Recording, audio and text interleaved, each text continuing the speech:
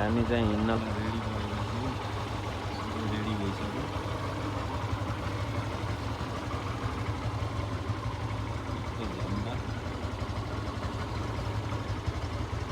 हामी चाहिँ रेडी परिसक्यौँ अब चाहिँ हिँड्ने तर्खरमा हो ल विक्रम के भन्नु त अब के छ प्लानिङ हाम्रो यात्रा कहाँ तक न भन्दैन त ल हामी गुल्मी सत्यवती वार्ड नम्बर 5 बाट हामी चाहिँ अहिले चाहिँ मुक्तिनाथको यात्रामा छौँ मुस्ताङ वरिपरिको एरियाहरू हामीले चाहिँ भ्रमण गरेर हाम्रो 2-4 दिनको यात्रा चाहिँ उता हुनेछ हैन चाइना बर्डरसम्मको छ है लास्ट ल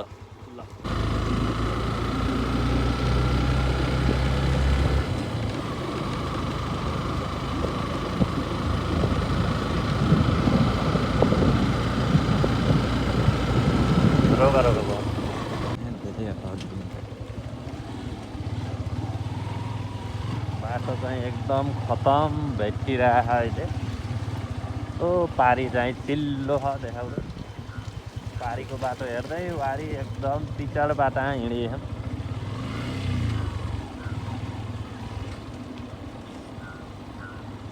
कति बाटाले हामीलाई ढाड सेकाइदिएछ पुरै खतम बनाएर दुखेर अब चाहिँ गराबिल गरेको यस्तो राम्रो छ कि राम्रो आए जस्तो देखियो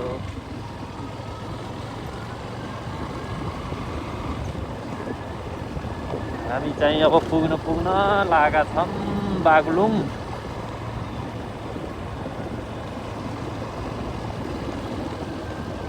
अब उता देखा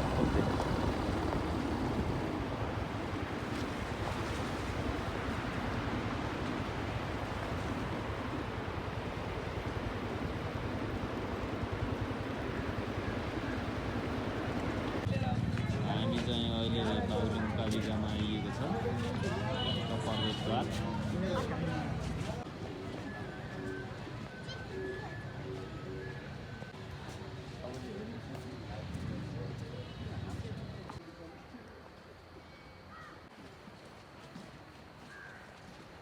हामी चाहिँ अब कालिका मन्दिरमा आइसकेका छौँ केटाहरू चाहिँ माथि झोला बोकेर हिँडेछन्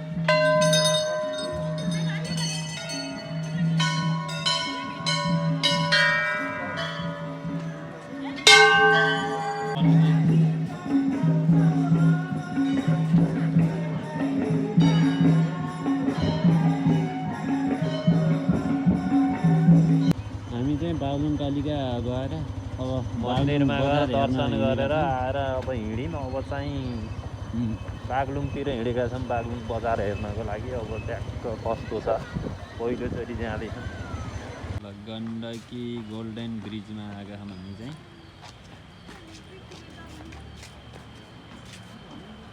मस्त अल्को रहेछ डर लाग्छ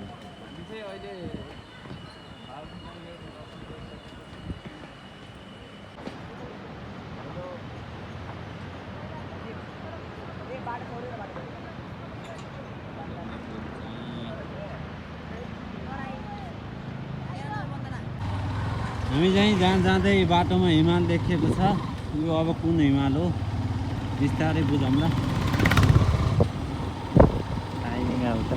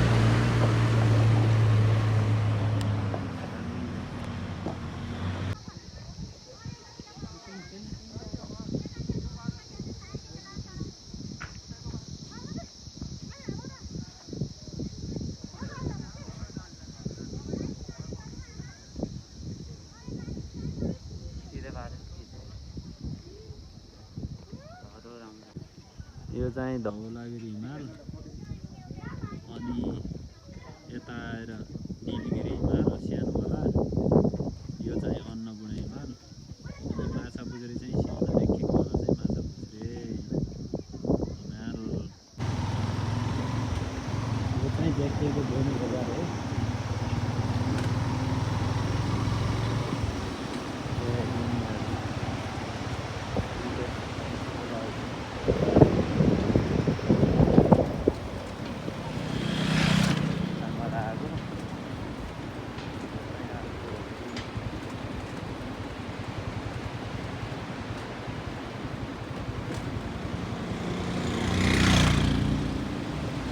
हामी चाहिँ अहिले तातो पानी कुण्डमा आएका छौँ। यहाँ फोटो खिच्ने कार्यक्रम चलिरहेको छ। विक्रम दाईको यहाँ फोटो खिच्ने भइरहेको छ।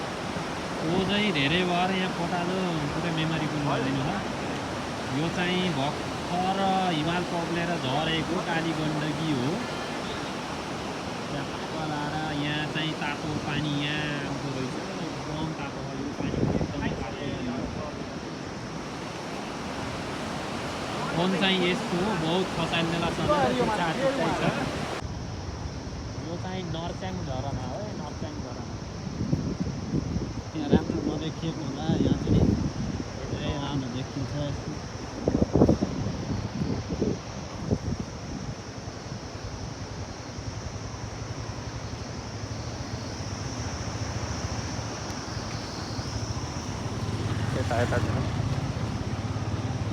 हामी चाहिँ यस्तो काली गण्डकीको तिरैतिर हिँडिरहेका छौँ। बाटो चाहिँ यस्तो छ, कहीँ अफरोड छ, कहीँ पिच छ, त्यस्तै छ।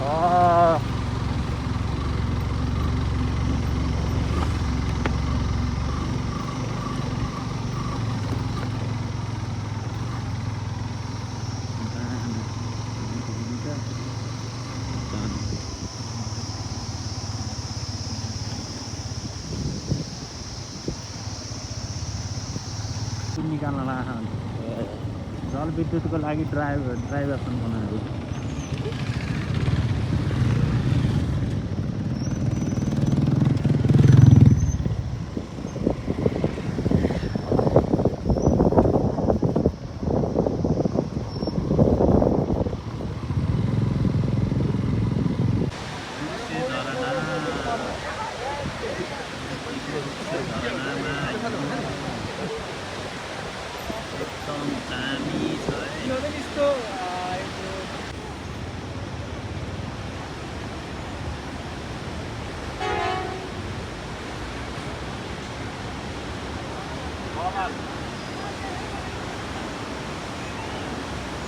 मेरो निकाल्दा हेर त